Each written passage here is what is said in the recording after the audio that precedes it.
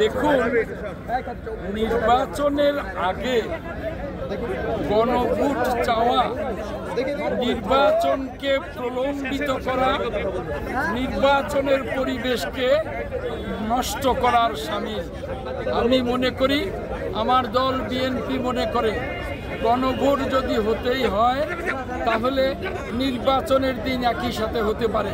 তার আগে, নির্বাচনের আগে গণভোট হওয়া মানে নির্বাচনকে প্রলম্বিত এবং নির্বাচনের পরিবেশকে নষ্ট করা।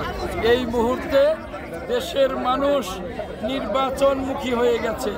জাতি এখন একটি সাধারণ নির্বাচনে, সংসদ নির্বাচনে ভোট দিয়ে গণতান্ত্রিক সরকার করতে চায়।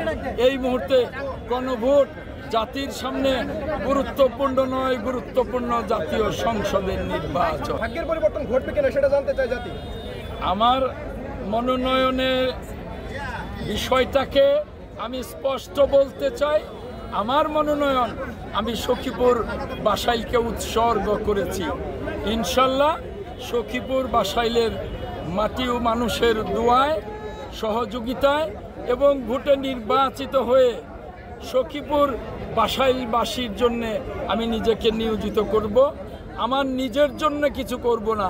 আপনারা বলেছেন যে যারা মনোনয়ন পান, যারা নির্বাচিত হন, তাদের জন্য হয়। আমি আজ যে অবস্থায় আছি সে অবস্থায় থাকতে চাই। আগামী 5 বছর, এই 54 বছরের যে উন্নয়ন আজ থেমে আছে, 54 বছরের নির্বাচন 5 বছরে করতে চাই। আমার জন্য নয়, সখীপুর বাসীর জন্য করতে চাই। আটিয়া বড় আইনকে বিরুদ্ধ করব ইনশাআল্লাহ।